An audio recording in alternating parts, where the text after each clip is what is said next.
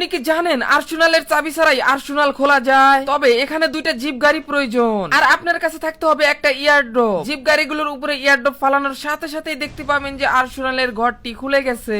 যখনই গাড়িগুলো নিভে যাবে তখনই কিন্তু আপনি আর্সেনাল ঘরের ভিতরে ইজিলি ঢুকতে পারবেন এবং আর্সেনাল থেকে লুট করতে পারবেন। তো দেখতেই পাচ্ছেন কত সুন্দরভাবে খুলে গেছে। এটা কি আসলেই কি সত্যি নাকি পুরাটাই ভুয়া? এটা আমরা এখন এক্সপেরিমেন্ট করব। এর জন্য আমি একটা জিপ গাড়ি নিয়ে নিলাম ক্লক টাওয়ার থেকে। ক্লক টাওয়ার থেকে জিপ গাড়ি নিয়ে সরাসরি রওনা দিলাম যে কোনো একটা আর্সেনালের দিকে।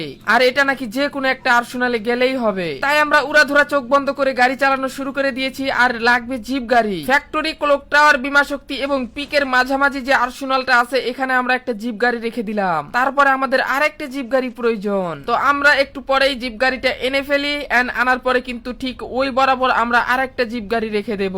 এদিকে আমার টিমমেট আমার জন্য নিয়ে এসেছে একটা এয়ারড্রপ। তো চলো এখন আমরা চেক করে দেখবো যে আসলে কি এটা কাজ করে নাকি কাজ করে না। তো আমরা এয়ারড্রপটা নিয়ে নিলাম। এখন কিন্তু আমাদের সেই একই টেকনিক খাটাতে হবে। এখন আমরা এটার উপরে এয়ারড্রপ ফালাবো। এন্ড উড়াধুরা এয়ারড্রপ ফালানো যাক। চলো এখানে কিন্তু আমরা এয়ারড্রপটা মেরে দেব আস্তে করে। অবশ্যই মাঝামাঝি মারতে হবে যাতে গাড়ি দুটোই ফুটে যায়। গাড়ি না ফুটলে কিন্তু হবে না। দেখো এয়ারড্রপ কিন্তু উপর থেকে ফুটতেছে, পড়ার সাথে সাথে গাড়ি ফুটে গেছে। আরে খুলছে মনে হয়, দেখি তো গাইস খুলছে কিনা। আমার টিমমেটকে আগেই দূরে সরায় দিছি যাতে তোমাদের। আরে কি খোলে নাই? এখন অনেকেই বলতে পারেন যে এর আগে তো আর্সেনালটা খুললো, কিন্তু এখন কেন খুললো না? তো চলুন মূলত কিভাবে আর্সেনালটা আসলে খুলে গেছিল প্রথমে, তো সেটাই আমি আপনাদের দেখাবো। আমরা মূলত প্রথমে এখানে একে একে জিপ গাড়ি জমা করতে থাকি।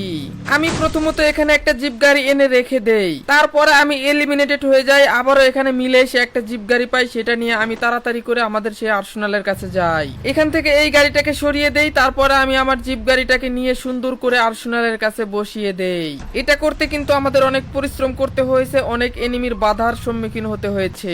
আমরা একটা এনিমিকে ফিনিশ করে এখান থেকে একটা এয়ারড্রপ নিয়ে নেই, কারণ এটা আমাদের দরকার ছিল। যখনই এই কাজটা করতে যাব তখনই একটা এনিমি এসে আমাকে উড়াধুরা ফায়ার দেয় এবং উড়াধুরা স্কাইলার মারা শুরু করে দেয়। কিন্তু শেষ পর্যন্ত আমরা এখানে বাঁচতে পারি না, ফিনিশ হয়ে যায়। এরপরে আবারও আমার টিমমেট আমাকে রিভাইভ করে দেয়। আমি তাড়াতাড়ি করে নিচে নামি। আরে একটু সাইডে যা, একটু সাইডে যা। হ্যাঁ হ্যাঁ, যাতে তোর নাম না দেখা যায়, ঠিক আছে? যদিও হাইড করছি এক দেখা যাইতেছে, একটু সাইডে। আমি এয়ারড্রপ ফালামু যখন বলমু যে ই করবি, মানে যখন বলমু দরজা খোল সাথে সাথে খুলবি। হ্যাঁ এখন খোল খোল খোল। হ্যাঁ হ্যাঁ, এখন তুই জায়গা নিচ দিক যা। আরে নিচ দিক যা। কি করে? ওই নিচ দিক না, ওই নিচ দিক না, এই নিচ দিক, মানে বিমা শক্তির ওই দিক যা। আরে কি করতেছে? হ হ হ, কি ভিডিওটা নষ্ট করে দিল। আর দেখলে সবাই, দেখলে তো সবাই বলবো যে স্ক্রিপ্টেড, এটা স্ক্রিপ্ট করে বানাইছি। তাড়াতাড়ি হইলো। আচ্ছা যাই হোক, এইটুকু চলবে, আমি এডিট করে দিবনি। আমাকে যে এটা পরামর্শ দিছিল তাকে আমি এয়ারড্রপ দিয়ে শাস্তি দিব আর কি। আমি নিজে শাস্তি পাইতেছি, তোমরা আবার কিছু বইলো না।